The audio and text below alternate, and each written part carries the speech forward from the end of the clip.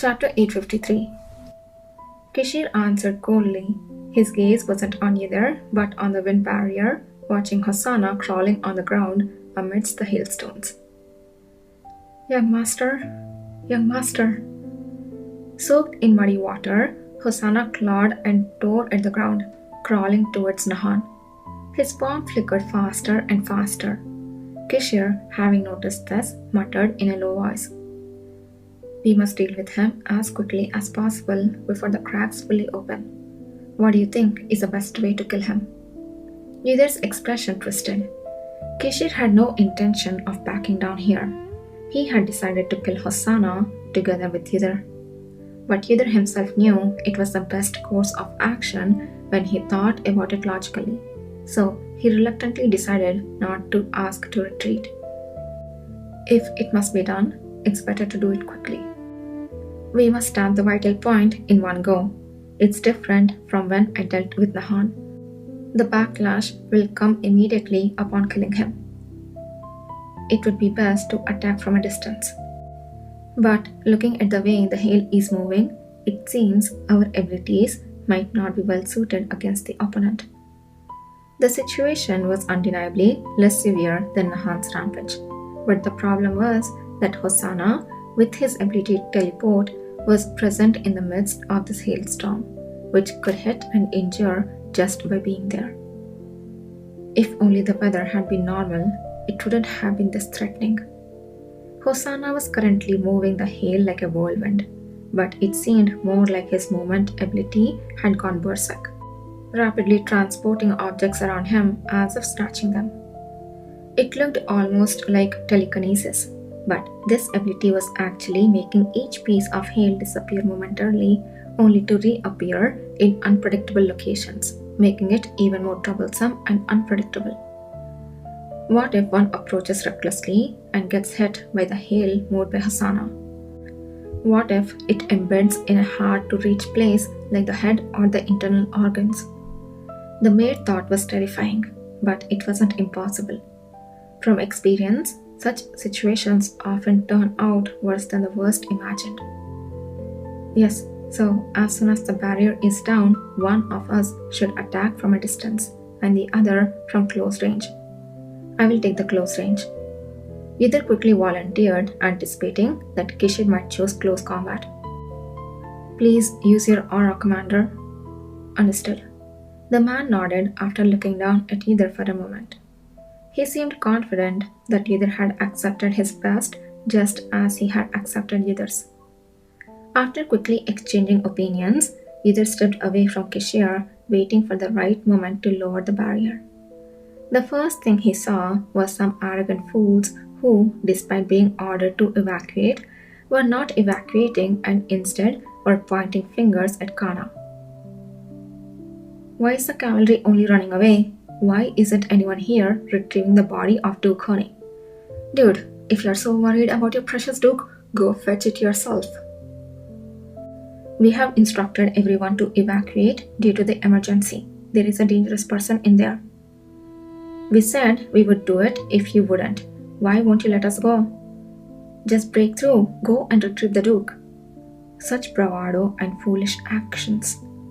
Before the knights, who dashed forth without a moment's hesitation, could reach their intended target, they locked eyes with someone amidst the bizarre hailstorm. Glimpsing the twisted, emaciated eyes of a young man from the southern ice, they instinctively furrowed their brows, their breath catching in the instant. What? Despite not yet breaking through the barrier, suddenly their limbs disappeared as if cleanly sliced by a sharp blade. Moments later, the arms and legs, still seemingly in motion, reappeared at a nearby spot, only to drop to the ground with a thud. What? Stunned by the surreal scene, the knights, still twitching as if running, alternated their gazes between the floating limbs and themselves, eventually entangling and collapsing into each other. Shock came first, followed by screams. As blood burst from the reappeared limbs and torsos, they met their gruesome demise in an instant. The one protesting to Kana was struck dumb, helplessly collapsing upon witnessing the death of 5 knights, Kana's expression as she watched the scene was as cold as a corpse. Either two, with a face colder than hers, stared at the corpses. It always happens like this. No matter how much they are warned and prepared, there are always those who court death in such a manner. The ones who suffer are those who, despite their efforts to prevent it, end up having to clean up the aftermath. Perhaps it's a reminder that some things in this world, no matter how hard one tries, cannot be stopped. ... Unknown, but one thing was certain. The near suicidal deaths of these fools made it clearer just how dangerous Hosanna's movement's abilities could be. Fortunately, there was no longer a need for Kana or the other cavalry to warn anyone. The commotion caused by the protest had turned the evacuation quiet and efficient. Kana, not the least bit surprised, said to Yidar, "Yidar, I will finish clearing up the rest quickly, so don't push yourself. We will be right behind you. ... If you get more hurt, no matter what you say, I will intervene." Yidar looked at her and slowly nodded. The sickening sensation that had surged within him slowly dissipated upon hearing her words. In the distance, Hosanna's cries and wails resonated.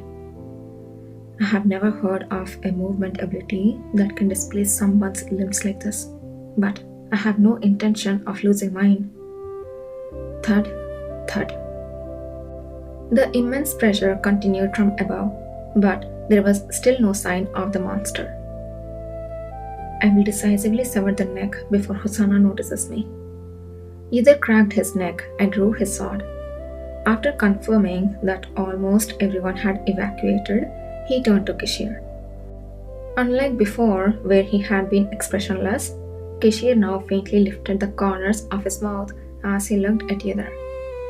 It wasn't a smile of pleasure. Kishir, in fact, tended to smile more in adverse situations. But that smile helped Yidar halt the unnecessary thoughts growing in his mind and regain his focus. Right. Prioritizing ending everything without further damaging Kishir's vessel was all that filled his thoughts now. The moment Yidar saw Kana retreating to the rear, he dissolved the defensive barrier he had been maintaining to its limit. Boom! With a tremendous burst of pressure, the hailstones that had been raging inside suddenly poured out. Believing that the cavalry would handle it well, he stomped on the ground.